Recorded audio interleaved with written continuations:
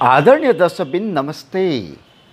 आजको यस खण्डमा हामी किरात प्रदेशको राजधानी विजयपुरमाथि भएको आक्रमणको सम्बन्धमा नेपालको ऐतिहासिक रूपरेखा भन्ने पुस्तकका लेखक बालचन्द्र शर्मा एमए साहित्य रत्न ज्यूले लेख्नु भएको पानाबाट म वाचन गर्नेछु।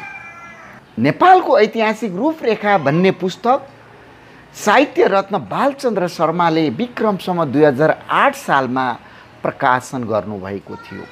इतिहास पल्टाएर हेर्दा किरात प्रदेशको राजधानी विजयपुरमाथि सेन वंशी शासकले एकपटक आक्रमण गरेर विजय हासिल गर्नुभएको थियो भने अर्को पटक गोर्खाली राजा पृथ्वीनारायण शाहको शासनकालमा पनि विजयपुरमाथि आक्रमण भएको थियो।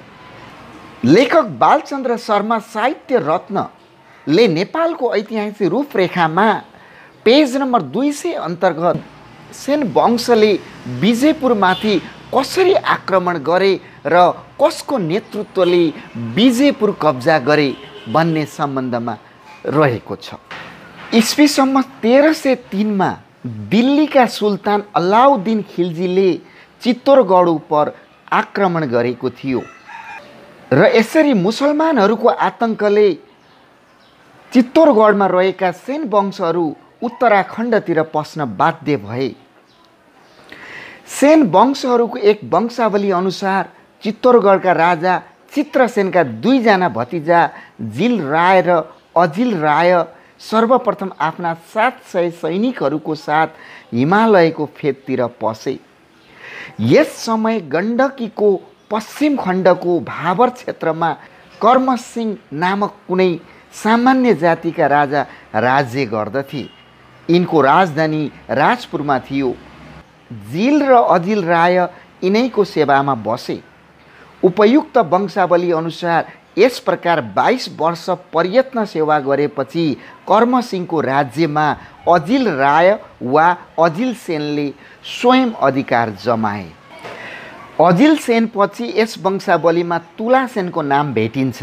यी राजाले मकवानपुर गढीको निर्माण गराए भनी भनिएको छ। तुलासेनपछि यिनका सन्तान दलभञ्जन सेन, गजपति सेन, चन्द्रसेन, रुद्रसेन र मुकुन्द सेन प्रथम क्रमशः राजगद्दीमा बसे। यस वंशावलीको अतिरिक्त हेमिल्टनले पाल्पाका चौतारिया रणबहादुरद्वारा लेखिएको एक अन्य हस्तलिखित वंशावलीको पनि उल्लेख गरेका छन्। यस वंशावली अनुसार चित्तौरका राजा चन्द्रसेनका छोरा रुद्रसेन नै हिमालय खण्डतिर पसेका हुन्। रुद्रसेनको पालीसम्म सेन वंशीहरूको प्रभुत्व निकै ठुलो भूभागमा जमिसकेको अनुमान हुन्छ। यिनको पालादेखि सेन वंशी राजाहरूको शासन केन्द्र पाल्पाको तानसेनमा भयो। रुद्रसेनको एक दानपत्रमा विक्रम सम्वत 1571 को तिथि भेटिएकोले खरदार बाबुराम आचार्यले यिनको शासनकाल विक्रम सम्वत 1540 देखि 75 अर्थात् 1483 देखि 1500 इस्वी सम्मतको लगभग अनुमान गर्नुभएको छ। रुद्रसेन पछि उनका छोरा मुकुन्द सेन प्रथम पाल्पाको राजगद्दीमा बसे। खरदार बाबुराम आचार्यको अनुसार यिनको शासनकाल विक्रम सम्वत 1575 देखि 1610 अर्थात् 1518 इस्वीदेखि 1553 इस्वीसम्मको अन्दाजी भएको देखिन्छ। नेपालको भाषा वंशावली अनुसार काठमाडौँका राजा रत्न मल्लको पालामा उहाँलाई उहाँको राज्यमाथि भोटेहरूको उपद्रव हुँदा तत्कालीन पाल्पाका राजा मुकुन्द सेन प्रथमलाई सहयोग मागिएको थियो र काठमाडौँको सहयोगार्थ जाने पाल्पाली सेन राजा यिनै मुकुन्द सेन थिए भन्ने बुझिन्छ। हेमिल्टनका वंशावली अनुसार यस क्षेत्र उप सेन वंशको आधिपत्य जमाउने श्रेय मुकुन्द सेनका कान्छा छोरा लोहाङ सेनलाई नै छ। हेमिल्टनले भेट्टाएको एक वंशावली अनुसार मोरङका राजा विजय नारायण र उनका किराती सरदारहरूमा केही वैमनस्य थियो। यसै अवसरमा लोहाङ सेन पूर्वी तराई विजय गर्न भनी हिँडे। अदवारा नदी तर्ना साथ लोहाङ सेनको हातमा मगरातको एक सानो रियासत पर्यो। तत्पश्चात मोहन ठाकुरलाई पराजित गरी उनले वर्तमान महोत्तरी जिल्लाको एक भागमा दखल जमाए अनि क्रमशः कोरानी, खेसराहा, रामपुर, पोखरी, झामुना, जोगडा, धापर, कलिसा, बेलकाकोट, समदा, करजैन, मेदवारी आदि कोशी क्षेत्रका सानातिना स्वतन्त्र रियासतहरू उप दखल जमाउँदै उनी कोशीको किनारसम्म पुगे। उक्त सानातिना रियासत अथवा स्वतन्त्र जमिनदारीहरू उप प्रभुत्व कायम गर्नु सजिलै भए तापनि कोशी पारी वर्तमान मोरङ उप एकाएक आक्रमण गरिहाल्नु त्यति सजिलो थिएन। त्यस समय मोरङको राजधानी विजयपुर थियो र त्यहाँका राजा बिजनारायण तराईको एक निकै ठुलो भाग र साथै पहाडको केही भागमा पनि शासन गर्दथे। परन्तु यसै अवसरमा बिजनारायणको मृत्यु भएको र साथै बिजनारायणका किराँती सरदारहरू उनका विरोधी भएकाले मोरङको राज्य सुगमता साथ लोहाङ सेनको हात परियो। पूर्व प्रतिज्ञा अनुसार लोहाङ सेनले मोरङको मन्त्री पद किराँतीहरूलाई नै सुम्पे र यो क्रम पछिसम्म पनि कायम नै रह्यो। राजा लोहाङ सेनका दुई भाइ छोराहरू थिए, राघव सेन र भागवन्त सेन। यसरी राजा लोहाङ सेनको मृत्यु भइसकेपछि आफ्ना जेठा छोरा राघव सेन मोरङ र छिमेकी प्रदेशका राजा भए। राघव सेनका छोरा हरिहर सेनले गोन्डवारासम्म विजय गरेर हिन्दूपतिको उपाधि धारण गरे। दुईजना रानीहरूतिरबाट यिनका 4 भाइ छोरा भए।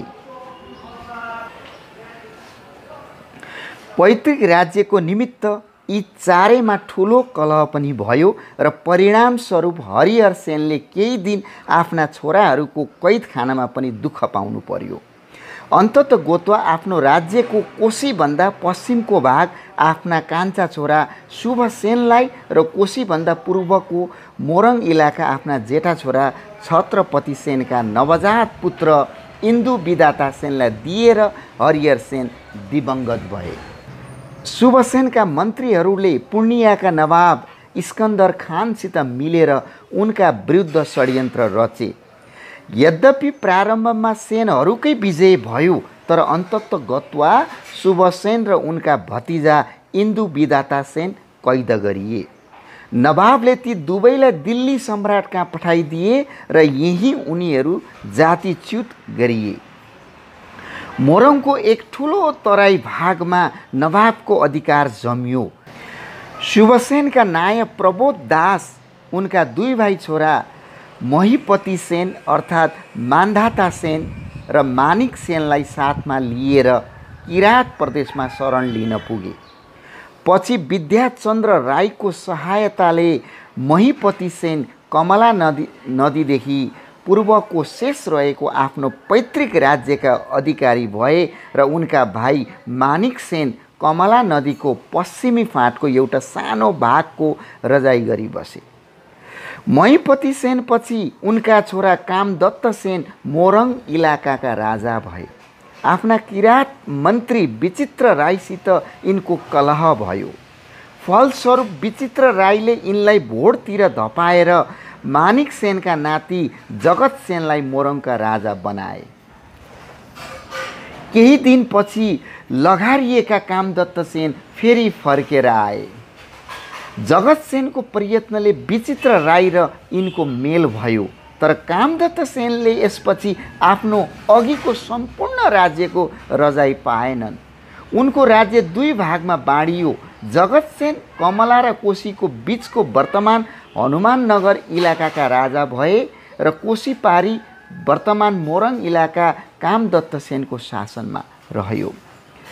यस घटनाको थोरै दिनपछि नै विचित्र राईको मृत्यु भयो र उनी पछि सेनहरूको पूर्वी राज्य खण्डको मन्त्रीपद उनैका छोरा बुद्धकर्ण राईको भयो। बुद्धकर्णसित पनि ठ्याक नमिलेको हुनाले कामदत्तले आफ्नो राजधानी विजयपुरदेखि भागेर इस्ट इन्डिया कम्पनीको शरणमा जानु पर्यो। उनी गभर्नर जनरलसित भेट गर्न कलकत्ता पनि पुगे, परन्तु यसको कुनै विशेष परिणाम हुन नसकेकोले उनी पुनः मोरङतिर फर्केर आए। यहाँ उनले केही सिपाही जम्मा पारी मोरङ उप आक्रमण गरे। उनको यो प्रयत्न विफल गएन र उनी फेरि मोरङका राजा भए। यसरी बलियो हुनासाथ कामदत्त सेनले बुद्ध कर्णका भाइको हत्या गराउन लगाए। बुद्ध कर्णले यसको बदला लिन सिक्किमसित सहायता मागे। सिक्किमका राजाले बुद्ध कर्ण र कामदत्त सेनको मेल गराउने न्यु गरी आफ्नो 10 जना मानिसलाई मोरङ पठाए। यी मानिसले छलद्वारा कामदत्त सेनको हत्या गरे। कामदत्त सेनको हत्यापछि बुद्ध कर्णले विजयपुरको राजगद्दीमा कर्णसेनलाई बसाले। कर्णसेन चौदण्डीका राजा थिए र गोर्खालीहरूले चौदण्डी जितेकोले उनी मोरङमा आश्रय लिन आएका थिए। मोरङको राज सिंहासन पाएको लगभग 18 महिनापछि नै अर्थात् 1774 इस्वीमा उनको मृत्यु भयो। यसै वर्ष गोर्खालीहरूले विजयपुर उप आक्रमण गरे। कर्णसेनकी विधवा रानी र उनका 5 वर्षका बालक छोरा भागेर इस्ट इन्डिया कम्पनीको शरणमा पुगे। बुद्ध कर्ण इस्ट इन्डिया कम्पनीको सहायताले गोर्खालीहरूको हातबाट मोरङ उकास्न बल गर्दै थिए कि यसै समय गोर्खालीहरूले उनलाई आफ्नो सरहदको नजिक भेट्टाए। उनी कैद गरिएर विजयपुर लगिए र यही दुश्मनको यातना खप्न नसकेर उनको मृत्यु भयो। केही दिन पछि नै पृथ्वीनारायण शाहले छलद्वारा कर्णसेनका बालक छोराको हत्या गराए।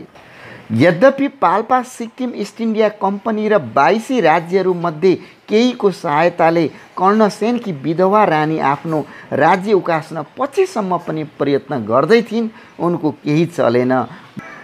मोरङको राज्य गोर्खालीहरूले दबाएको दबाए नै पारे।